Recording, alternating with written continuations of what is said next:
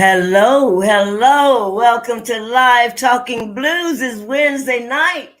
We've got a guest tonight from all the way across the pond who is a very, very beautiful guitarist, beautiful singer, and an amazing, amazing, amazing songwriter as well. Would you please welcome from Los Angeles, out of the green room, let's get in here, Debbie Davies. Hey, girlfriend, what's up?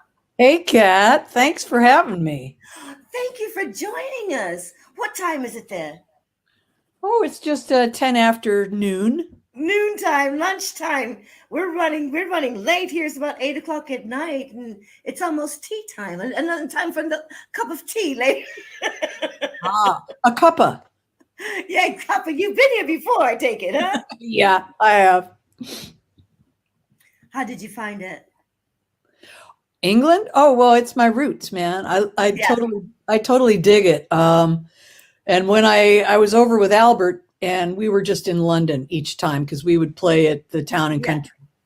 But I got to come over and do a festival with Otis Grand because we'd recorded a record together, and then with Nick Moss and Todd Sharpfield, we actually did a little tour, and that way I got to see more of the countryside. And oh my, the little towns, it's just so gorgeous. We drove from London up to Edinburgh or Edinburgh, however you say it. Edinburgh, yeah, that's right, in Scotland, yes. Yeah, for a festival, and the drive was just unbelievable. So, It's so green here, isn't it? yeah, and Because it rains all the time, Debbie. that part's probably not my favorite. I know you're from Los Angeles. You grew up there, did you?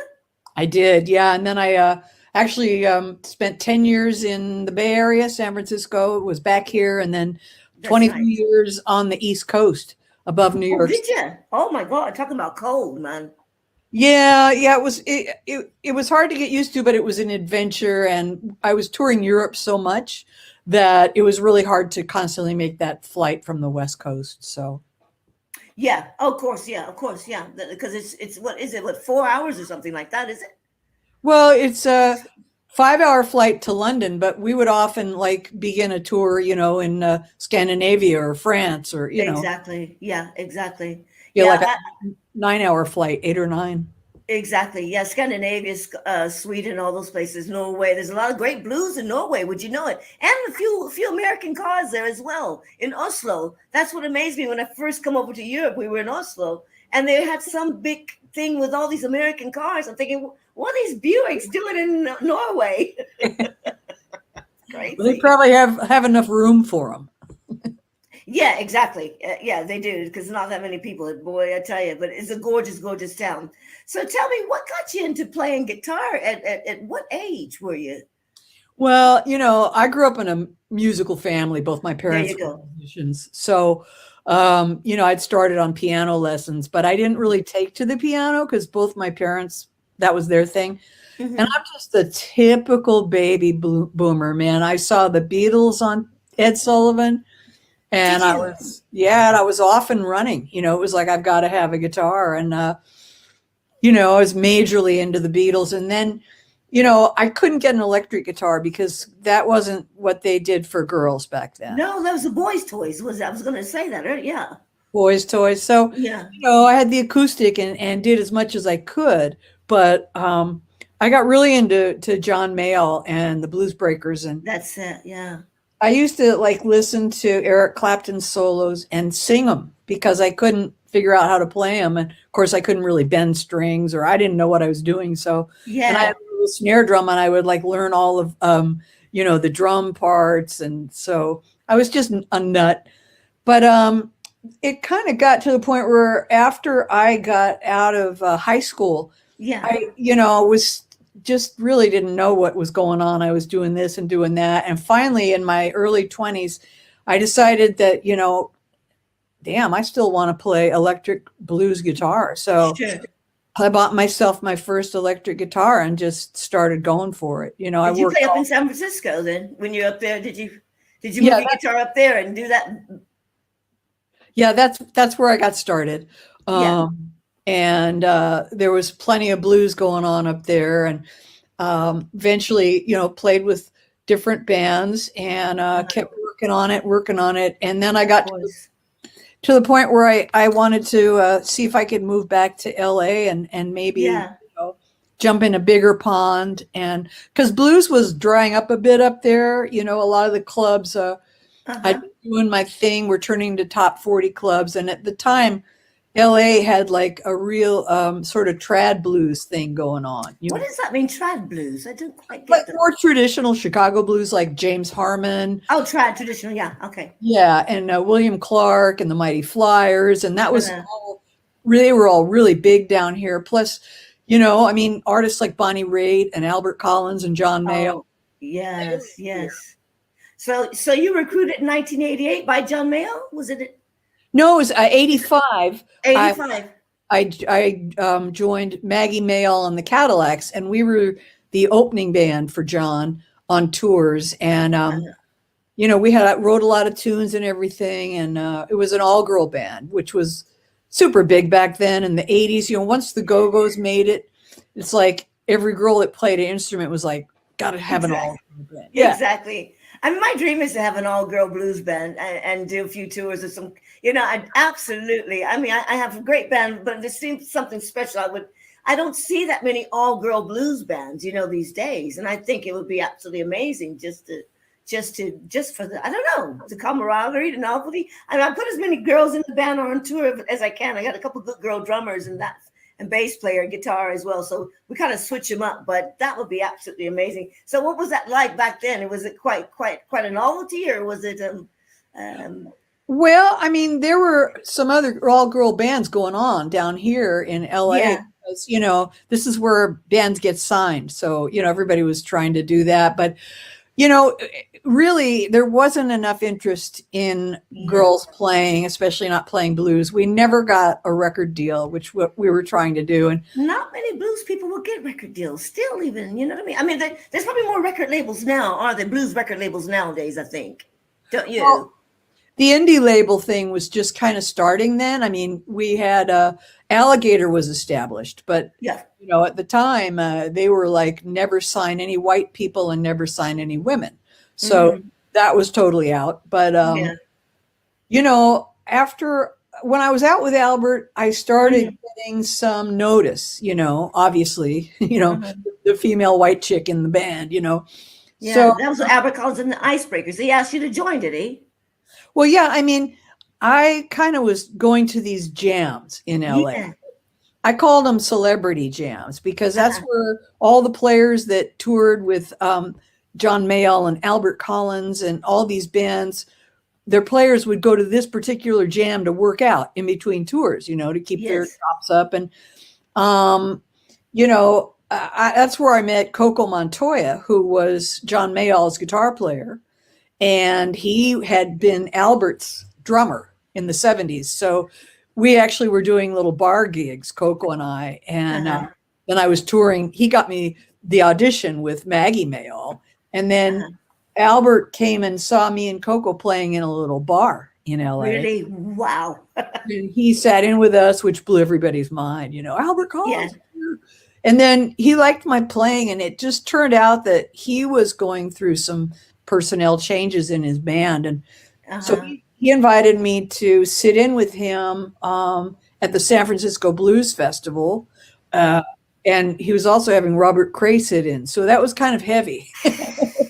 And that's when you step through the real blues door, you say, isn't it? yeah. So oh man, definitely.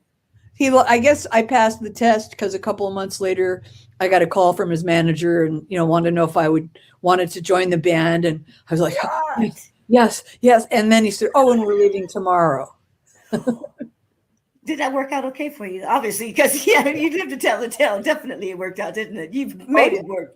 Oh yeah. Yeah. It was, that's the highlight of my career, obviously, besides, doing my own thing and stuff. But touring with Albert and having that experience, was just tremendous. So I'll never not be eternally grateful for that. And I, just loved Albert so much, and great bunch of guys. Yeah.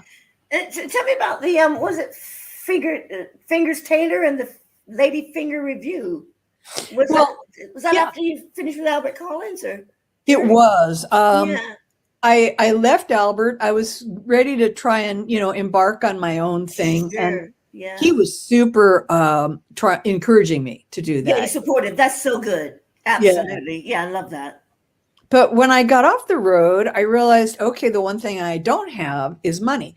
Because, blues tours aren't, I was able to pay my rent and do all that, but I wasn't able to save. So Sure. Yeah. it's kind of like, well, how do I get my thing going on here? And then I got Yeah. approached in a club one night by this guy, Fingers Taylor. Uh-huh. And he told me that he was going around the country searching for, the best female blues players he could find because he was putting together a band to be the opening band on Yeah. tour with Uh-huh. Jimmy Buffett. So, Okay.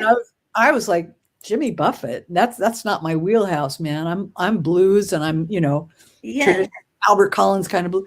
So I didn't want to do it, but he, we continued to talk on the phone and Mm-hmm. he told me some of the other gals that were going to do it. And Mm-hmm. I certainly knew a couple of them and respected their playing. And then I was able to get him a singer, which was Janova Magnus. I got her the gig. Geneva, yeah. I saw her here in London. Yeah. Absolutely great. So, when he actually, I'll be honest, when he told me what the money was, I Yeah. decided I can do this and then I'll be able to. And what I did, we toured for 3 months and I just saved every penny, I never, Exactly. and Well then I was done. able to buy my van when I got back so that I could start booking my own tours and stuff. That's the thing, isn't it? I mean, you do have to have.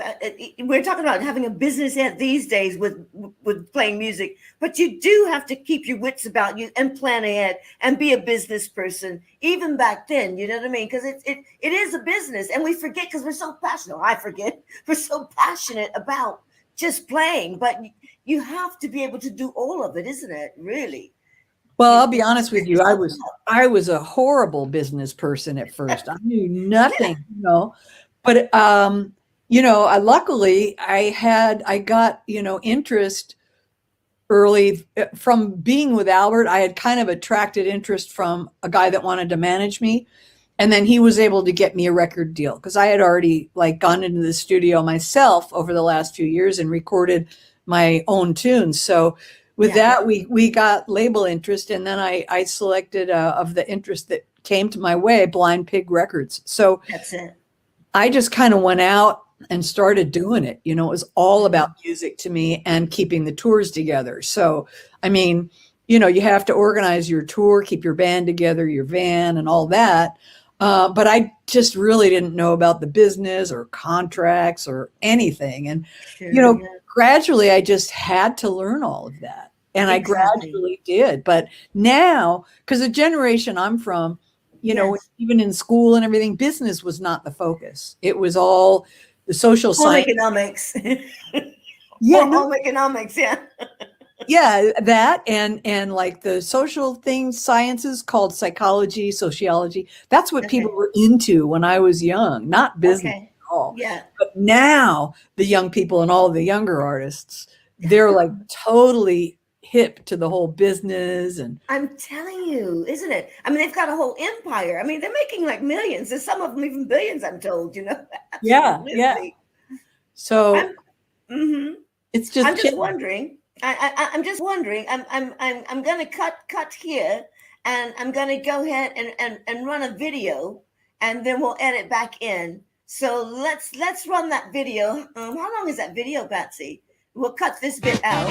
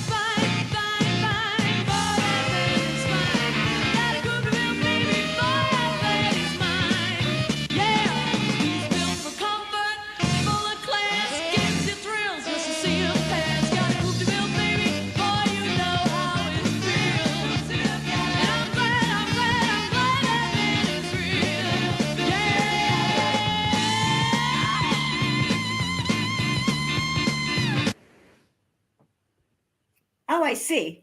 Okay. Well, we'll have to make sure we fade that. We'll get a segue into that. Interesting. Thank you, Patsy. That was great. We'll edit those in. We'll get a segue into that, definitely. Listen, so could you tell us a little bit about the video we just saw then? Yeah. When I was with Maggie Mail and the Cadillacs, that was us making a video at the Palomino Club in I remember that place. Yeah, in the Valley. Yeah. That was a real favorite club of mine. But yeah, it was an interesting thing because the people who did the video wanted to do it on 8mm film, so that it would look real grainy. So it was just a particular artistic kind of choice. And you know, they had the people like doing our hair, trying to make us have big hair because, you know, it was the 80s. Yeah, you know, it reminds me of the Manhattan Transfer. Remember them? Yeah, sure. Absolutely. So Manhattan Transfer. It sounded great sound as well. Yeah, we had a lot of fun, and like I say, we opened a lot for John Mayall on his West Coast runs, and John was very supportive also of my playing. You know how he's kind of nurtured a lot of guitar players throughout his career, and he used to bring me up on stage every night to sit in on his finale, which was Room to Move. So that was pretty cool. Yeah, absolutely. Well, I was just thinking here. I was thinking since 1993, you've produced was it 13 solo recordings, and a couple CDs. Tell me what you got going out now at the moment. Oh, now is pretty dormant of a time. Yes, yeah. Yeah. So COVID is, I mean, everyone's doing things from home and in the sitting rooms and things like that. So it's how's that feel for you? Well, you know, I don't really have those kind of skills to have a recording thing going on from home or I haven't done any of those kind of things. You know, I've just kind of been, I was actually kind of off the road already. I was caring for my mom, and then she passed, and then I was just kind of, I'm sorry. Oh, thank you. I was just kind of getting going again right before COVID. I had quite a few bookings on the calendar, but then they were all pulled. And so I'm, you know, trying to figure out how to get it all together again, you know? Definitely. It's one of those kind of things, isn't it? Where you just kind of, because we were so dormant, and I kind of feel myself to be in the same position, but I think you just have to take it one day at a time and not really be too hard on yourself about it as well. Also, you got to kind of see who's actually open and still, and what venues are still going, and if there's anyone to do it for you, are they still doing it? So a lot of the landscape has changed a lot, you know. So it's kind of feeling your way back into it. I wouldn't really try to rush so much, except for just to I don't know. I'm just, because it was so daunting. You have to kind of be kind to yourself about it. I keep saying to myself. Do you know what I mean? I think you're exactly right, Kat. You know, I think a lot of us have gone through this thing where our own attitudes have changed. You know, I'm more of like definitely more into the go with the flow mode right now, because there's just so many things you realize, well, I don't have control over that, you know.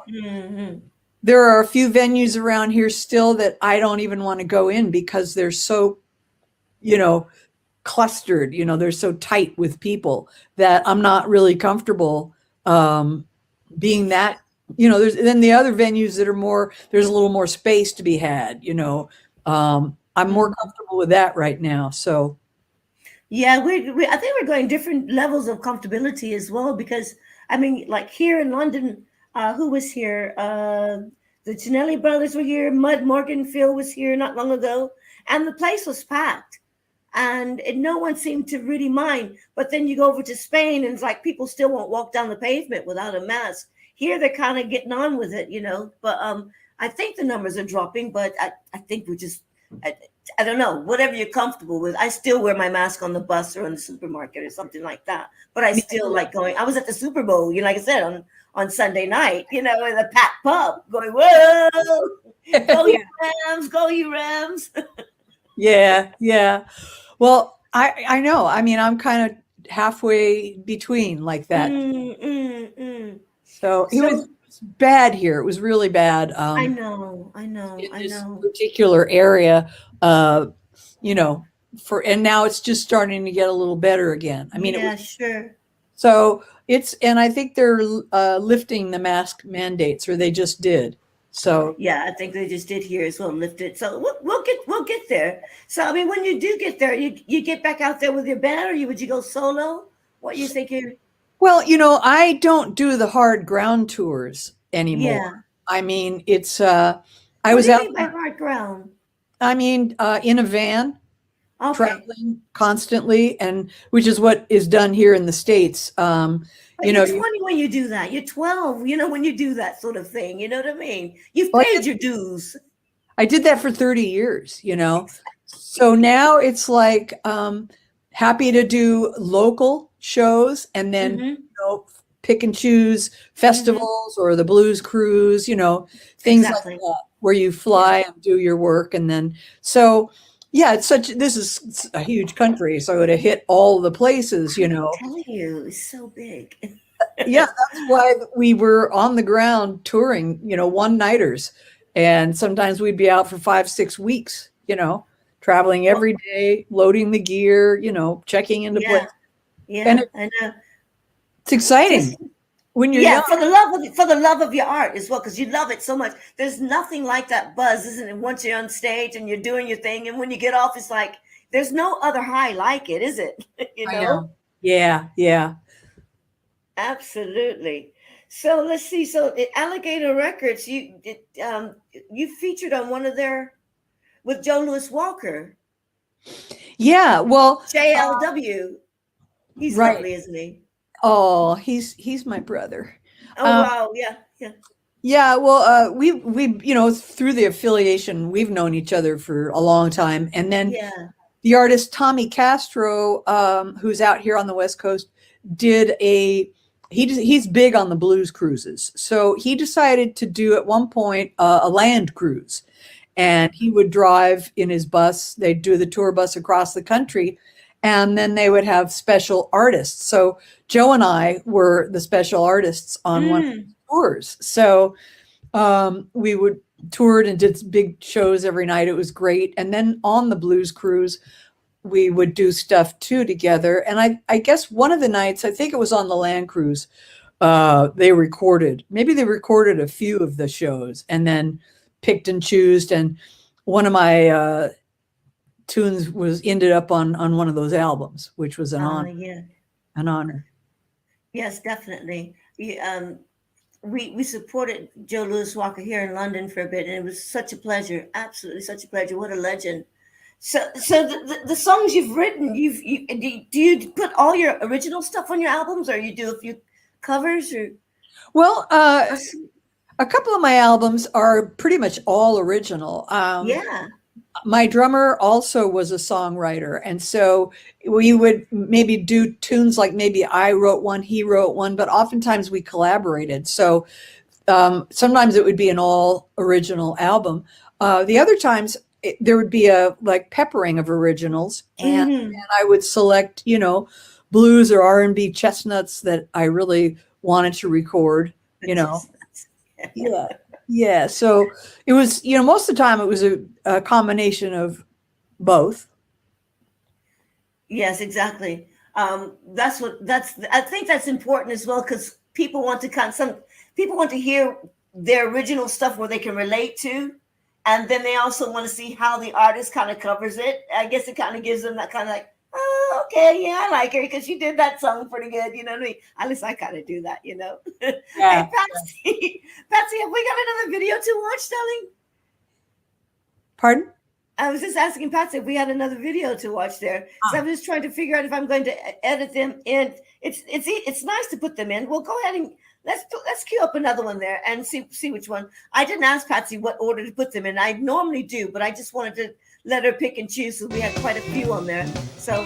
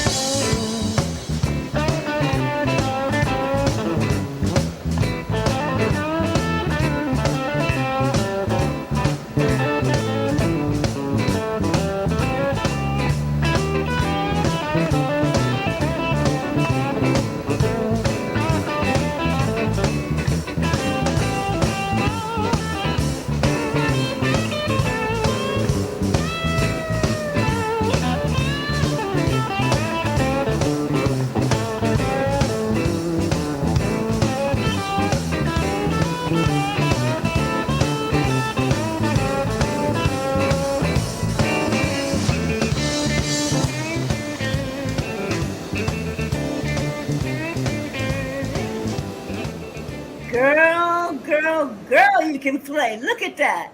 You go now. No wonder they wanted you on stage. Girl, that's brilliant. Oh, thank you, Kat. It's funny to me because, I'm looking at myself so much younger, and I don't know, there's just things I do a little differently now. And so I'm like, oh, whoa, I did that. I like that. No, I don't like that. Well, we do things differently as we get older, isn't it? You know what I mean? Even getting out of bed is different now, Yeah. Well, I know. I can see I had a lot of hair back then. That's for sure. Yeah, gorgeous. And that's MI Institute. Was it MI? Yeah, that's a Musicians Institute. It's in Los Angeles. It's been there for a long time. And I think my guitarist went there. He's from Italy. But I think that's where he went as well, actually. He traveled from Italy and went over there. They refer to it as GIT, the guitar. Mm-hmm. Mm-hmm. Yeah. So I did a few, I did a few like little workshops there, like teaching some of the kids, and then did this performance with my band. But I look like a kid here too. So yeah. Do you ever teach there again? Or do you ever teach her now? Not again. No, because this was like before. This is like before I was heavily on the road. Yeah. Okay. Yeah. Yeah. Of course. Yeah. And then I relocated to the East Coast for the bulk after that. Yeah. Man. That looks like great times. It looks like quite a big audience as well there. Yeah, and I this was such a good band. I mean, I'll just Joe Uwaley, the drummer, was a longtime drummer for John Mayall, and Alan Hirano on bass, and Dave Melton on guitar, and he's still a pretty well-known, respected guitar player here in LA. I see. I like that bass line, which is one of my favorite. It's just I can't get one of my favorite. It just makes you want to get up and just go like that. That's something about the blues, isn't it? You just can't sit down on it. I tell you. You really can't sit down on that one. Yeah, well, we played a lot of swing dance parties too, back in the day, because the blues is great for all of that kind of dancing. Mm. So, what about this club in Santa Monica? People, I think you were acquaintance or friends with Southside Slim, Henry Southside Slim. Do you know him from LA? Not really. Okay, I don't know where I got that from then. But he was telling me that he was going to be playing at Harvell's in Santa Monica, which wasn't there, obviously, when I was there back then. You know this venue? Sure. I mean, before I moved, I played at Harvell's. I mean, before I moved back east, it was one of the blues clubs, and I'm not sure it's in the exact same place right now, but it was always in Santa Monica, and it's still going, which is pretty awesome because not too many of the clubs are, Yeah, exactly. I mean, you still got your Whiskey a Go-Go's and things like that, or the Rainbow, or I can't remember anymore all those places. Yeah, I'm not so sure. I really haven't done the Sunset Strip in a while. Yeah, exactly. I know. Well, here's Central London. We've got a few places that are people. You ever get back over here? You got the Blues Kitchen, Okay. Under the Bridge. Obviously, the 100 Club. They do it Tuesday night there at the 100 Club and stuff. So hopefully, we get to see you back over here one of these days. That would be Because great. oh my gosh, I mean, I think when people start I mean, we're having a bit of a problem because we're trying to go through Europe because of Brexit. Yes. It's really made our livelihoods a bit weird, because we used to pack up. I mean, we'd buy a seat for our guitar on EasyJet and off we go and play some gigs. But it's not that simple anymore. Yeah. Yeah. It really isn't that simple anymore. But we do the best we can with what we have, Sure. So any blues cruises coming up at all? Because well, there's Blues Cruises. They just started up again. they just started up. Yeah, I think Mug was on one of those a couple weeks ago. Yeah. So hopefully I'll be doing one in the near future. So. Yeah, I'll have to keep an eye on that because I'd love to come and see one of the blues cruises and just experience it. I can't imagine a whole cruise full of blues. You know what I mean? I think we've got one here in that does Norway or something like that. European blues cruise as well. So. Yeah, I've done those too. Mm-hmm. This one is pretty special. I mean, the cat that puts it on, Roger Neighbor, he had one of the major clubs in Kansas City for years. That oh really?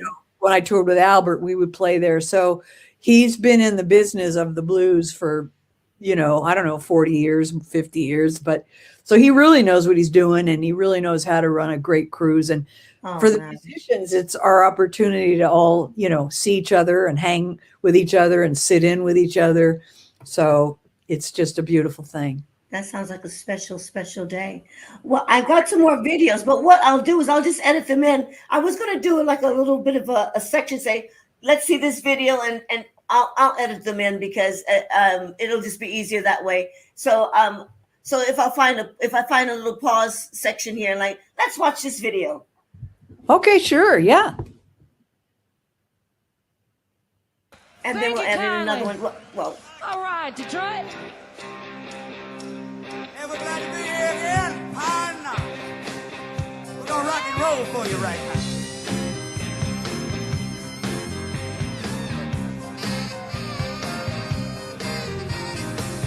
Another school day, man, I can't take no more. I hate the sound of chalk scraping on the blackboard. Feel like a convict chained on my desk. Can't take no more. I'm gonna take a risk. I'm going over the fence. Yeah, I'm going over the fence. Must be a world out there. I can't stand the suspense. I'm going over the fence. Another work day, man. I'm tired of pushing broom. Yeah, rough suffocation, baby. I'm ticking just like a tune. My payday comes and my check is so small. I gotta wonder why I even work it on. I'm going over the fence. I'm going over the fence. Must be a world out there. I can't stand the suspense. I'm going over the fence. Baby, I'm young. Baby,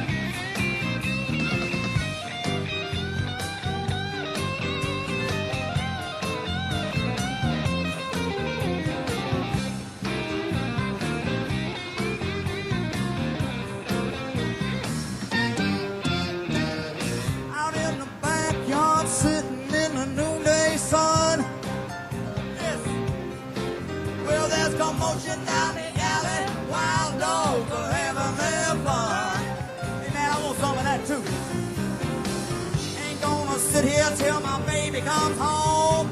Pass me on the head and tosses me a bone. I'm going over the fence. Yeah, I'm going over the fence. Must be a well out. Absolutely. Listen that. Where was this, Debbie? Well, this was on tour opening for Jimmy Buffett. Okay.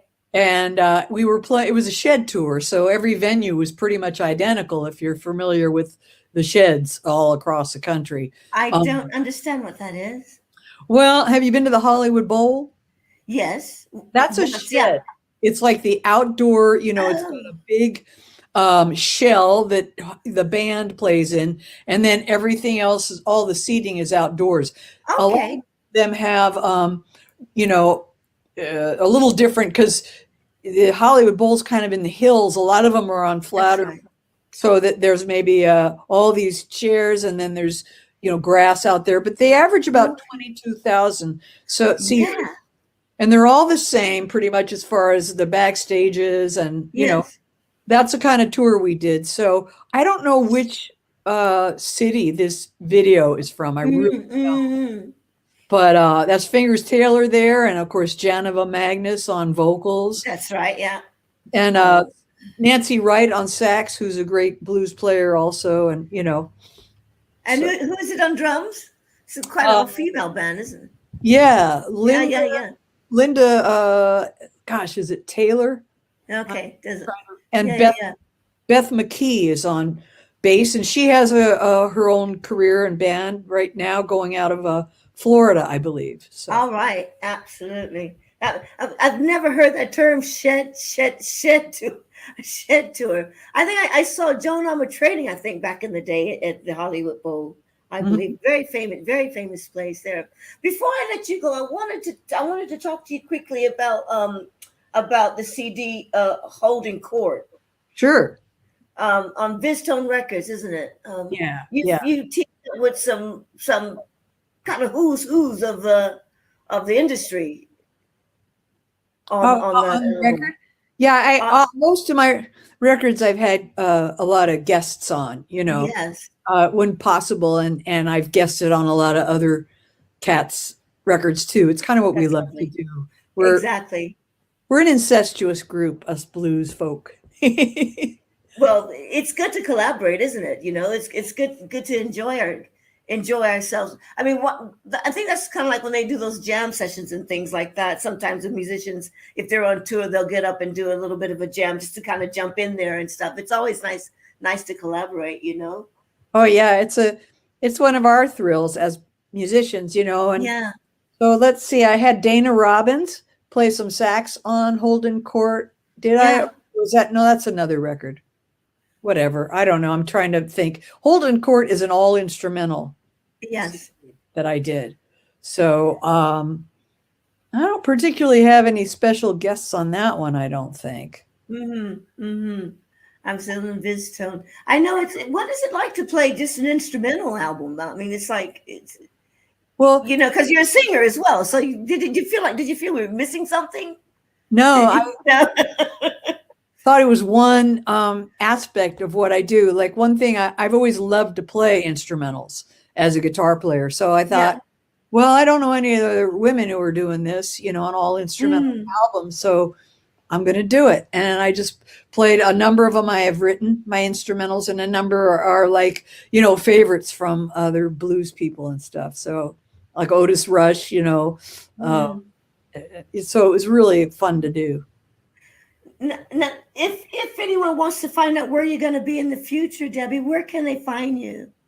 On my website, which is just, you know, debbiedavies.com, and try and keep it updated with everything that's going on. And of course, Facebook. I have a Facebook page, and I'd put things on there, you know, that were going on. So, well, we hope to see some more of your stuff coming up in the near future. You know, once we get back in the studio. Have you got a favorite studio in LA that you like to record at?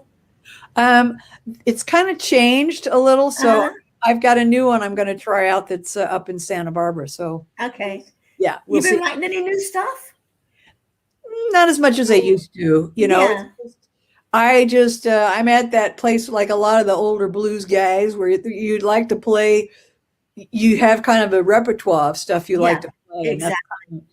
because I'm not like a pop artist. I mean, I love the blues, and a lot of the artists today, especially the gals, are not really doing the blues in the way that I'm old, so that's how I do it, and that's what I still like to do for I know people. what you're saying. I Yeah, know some of it's gone kind of rocky and kind of poppy at the same absolutely. time, isn't it? Yeah. Yeah. Yeah, I completely understand that. And you got the blues. You don't really have to write it because you live in it, really. You know what I mean? Yeah, I have a pretty big repertoire at this point in time, so I can like switch it up. Yeah, of course. Yeah. But So, you don't need a set list then, do you? well, I do like to write set lists because Yeah. I like to sit around and think of like, okay, what haven't I done? What do I want to, because a lot of times in the moment, my brain, on stage and the adrenaline's going, my brain is just kind of like, huh? Yeah. No, I completely get that. Yeah. I always think set, but it quite amazes me when people get up there and they don't really need a set list. They just go ahead and I'm just thinking, did they just play that over and over, or is it just they got a whole repertoire? But yeah, when you're kind of in the moment, you can't think of the next song. It's easier just to kind of look down and say, okay, give me that one, or pick it up off the list, isn't it?